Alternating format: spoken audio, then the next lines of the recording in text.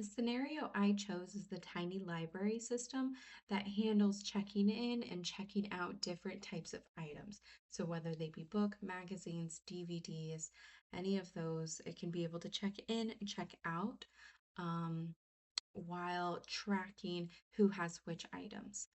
One of the biggest design challenges regarding this scenario is understanding how we can easily extend to new item types like audiobooks, games, without modifying the core checkout and return logic. We also want to make sure we can see those current due dates and support different loan periods for the different types of items being checked out. So let's take a look at my implementation.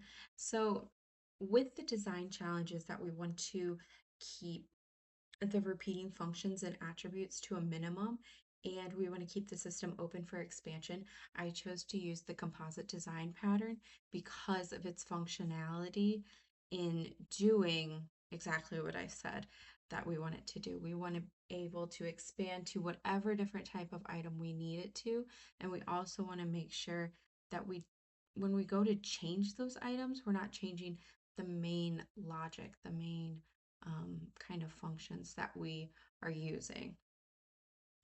So let's first take a look at these two classes, paper media and digital media.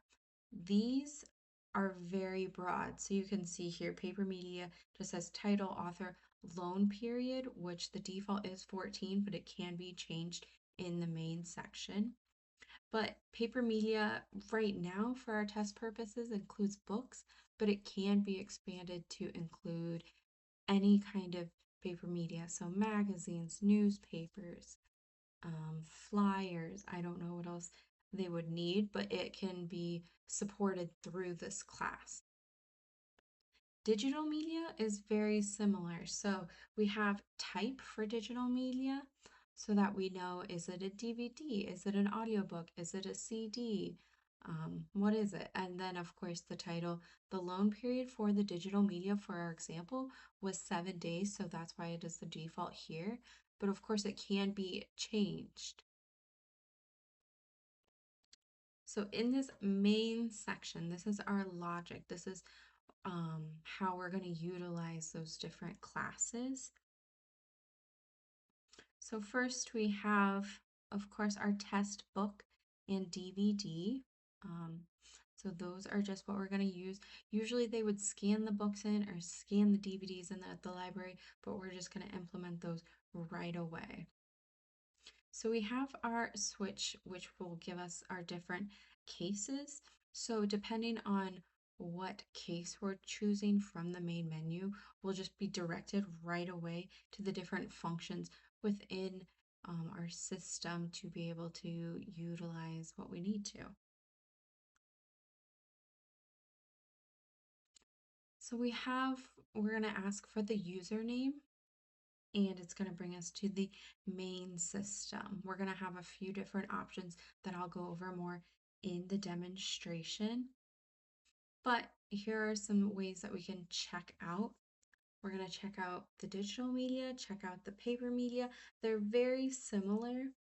So in the future, they could maybe be consolidated to better support that composite design pattern, but they're still accomplishing that through this system. We're recording, checking out, we're finding who has which item. All of these functions will be shown in the demonstration. We're going to get the user items, return items. That is going to return all items, no matter if they're paper, they're digital, whatever they are, they're going to get returned. All right, so let's see a demonstration as to how this would look. So enter borrower's name. My name is Jenny, so I'll just put Jenny B here.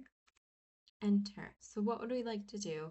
Let's check out our digital media. I have a Roma DVD here I'd like to check out. So let's do that. So like I said, because it's a test, we already inputted that Roma DVD. but they would scan that here and then that would pop up. But we have the checkout date, which is today, the due date, which is 7 days from now, and then who is it checked out to. So let's say we're searching for who has that DVD. Someone else comes up and they really want to see it. So we're going to see, we're going to search by title. And then here is my username. That's who is currently checking this out. All right. So I watched it. It was great. I want to return it now. How are we going to return it? Return. And again, every time I'm like typing the title or maybe typing in the username, the title would be gathered by scanning it in. And of course, the username would be gathered by scanning the library card. So we typed in the title Roma. It was previously checked out, but now it's returned.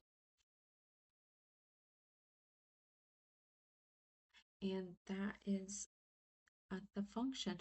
So let's talk about some of the benefits of using the composite design pattern for this system. Of course, it's easily expandable. So let's look at paper media. Title, author, loan period. I could make this anything really. We have it in book under our for my test, but I could make this again a magazine, a newspaper, a brochure, anything, a pamphlet, anything that needs checked out, we could change that very easily. Same with digital media, especially adding that type in, which I guess could be added to paper media. Adding that type in really tells us what is it, and we don't need a ton of different classes for every different type here. One of the trade-offs of using this composite design pattern is that if these items become too vastly different, then it would be really difficult to make all these classes. Um, I know some libraries you can rent out, like mine here, we can rent out a telescope, a sewing machine, or some really random objects that don't seem to fit the paper media or digital media section.